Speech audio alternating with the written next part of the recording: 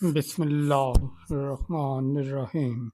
حضرت نافع مولا بن عمر رضی اللہ تعالی عنہ کی ایمان، علم اور خدمت کی داستان اسلام کی تاریخ میں صرف بڑے بڑے صحابہ کرام اور تابعین ہی نہیں بلکہ ان کے خدام، شاگرد اور آزاد کردہ غلام بھی ایسے روشن چراغ ہیں جنہوں نے دین کے علم اور عمل کو دنیا تک پہنچایا۔ انہی عظیم ہستیوں میں سے ایک ہیں حضرت نافع، جو حضرت عبداللہ بن عمر کے آزاد کردہ غلام اور شاگرد تھے۔ ابتدائی حالات: حضرت نافع کا تعلق اصل میں نوبہ، افریقہ کا ایک علاقہ، اس سے تھا۔ ابتدا میں غلامی کی زندگی گزار رہے تھے، لیکن اللہ تعالیٰ نے ان کے نصیب میں یہ سعادت رکھی کہ وہ صحابی رسول حضرت عبداللہ بن عمر کی خدمت میں آئے۔ ابن عمر کی صحبت نے ان کی زندگی بدل ڈالی۔ غلامی کی ذلت ان کے ایمان اور علم کی روشنی میں ڈھل کر عزت اور رفعت میں بدل گئی۔ ابن عمر نے نہ صرف ان کو آزاد کیا بلکہ اپنے قریب رکھا اور انہیں اپنے علوم اور احادیث سے فیض یاب کیا۔ یوں نافع علم و حکمت کے عظیم درخت کی شاخ بن گئے اور بعد میں امت کے لیے علم کا ایک روشن مینار ثابت ہوئے۔ حضرت ابن عمر کے ساتھ قربت: حضرت نافع حضرت ابن عمر کے ساتھ اکثر رہتے، ان کے ساتھ نماز پڑھتے، سفر و حضر میں ساتھ رہتے اور ان کے اعمال کو بغور دیکھتے۔ یہی وجہ ہے کہ بعد میں جب وہ حدیث بیان کرتے تو یوں معلوم ہوتا کہ گویا سامنے منظر دیکھ رہے ہیں۔ محدثین لکھتے ہیں کہ جب حضرت نافع حدیث بیان کرتے تو ان کا انداز نہایت پرسکون، سنجیدہ اور پر اعتماد ہوتا۔ وہ ہر جملہ پورے یقین اور ذمہ داری کے ساتھ بیان کرتے۔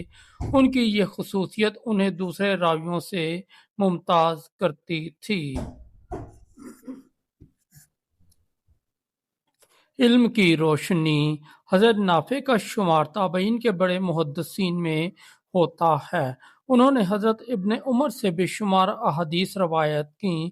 ان کی روایت اتنی معتبر سمجھی جاتی ہے کہ محدثین کے نزدیک ایک مشہور سلسلہ حدیث ہے جسے سلسلۃ الذھب، سنہری سند کہا جاتا ہے۔ یہ سلسلہ ہے امام مالک، نافع، ابن عمر اور رسول اللہ صلی اللہ علیہ وآلہ وسلم۔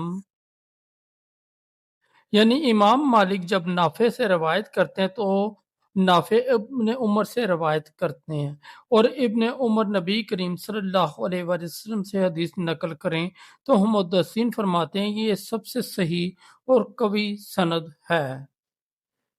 رافع کا تقوی اور پرہیزگاری: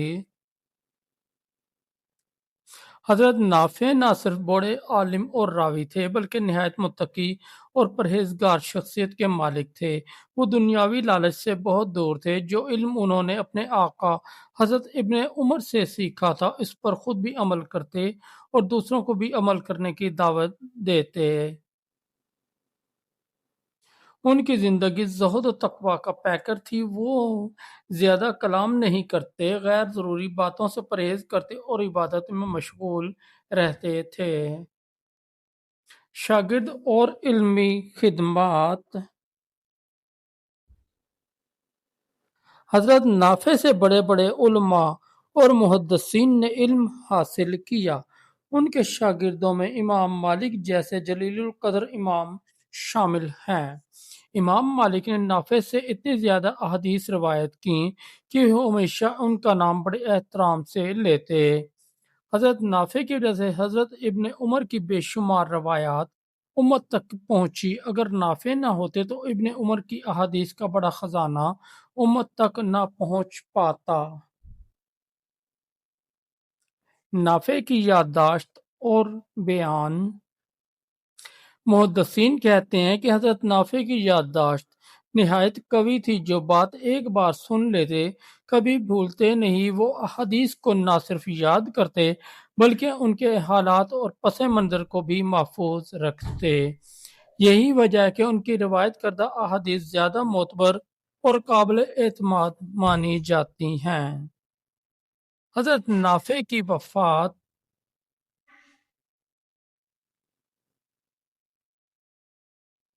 حضرت نافع نے اپنی زندگی دین کی خدمت اور علم کی اشاعت میں گزاری۔ آپ کی وفات 117 ہجری کے قریب ہوئی۔ اس وقت تقریباً پورے اسلام میں آپ کی شہرت پھیل چکی تھی اور آپ کے شاگرد دین کی روشنی کو آگے بڑھا رہے تھے۔ حضرت نافع کی وراثت۔ حضرت نافع ہمیں یہ سبق دیتے ہیں کہ دین کی خدمت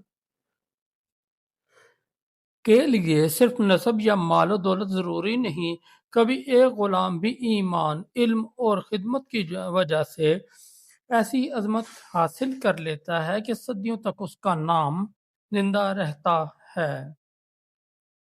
آپ کی زندگی یہ پیغام دیتی ہے کہ علم کا حصول اور اس پر عمل انسان کو اللہ کے نزدیک بلند مقام عطا کرتا ہے۔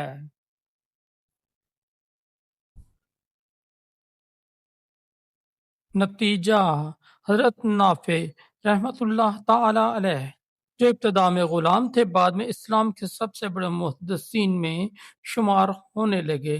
ان کی شخصیت میں عاجزی، تقوی، علم اور اخلاص جھلکتا ہے۔ ان کا سب سے بڑا کارنامہ یہ کہ انہوں نے حضرت ابن عمر کے علم کو محفوظ کر کے امت تک پہنچایا۔ آج بھی جب محدثین سلسلۃ الذہب کا ذکر کرتے ہیں تو حضرت نافع کا نام چمکتا ہے۔ یہ غلام کی نہیں بلکہ اسلام کی عظمت کی داستان ہے جو بتاتی ہے کہ ایمان اور علم انسان کو کہاں سے کہاں پہنچا دیتا ہے۔ دوستو، اگر آپ کو ہماری سٹوری اچھی لگی تو ہمارے اس چینل کو سبسکرائب کر دیں، اس ویڈیو کو لائک اور دوستوں کے ساتھ شیئر کر دیں۔ بہت شکریہ۔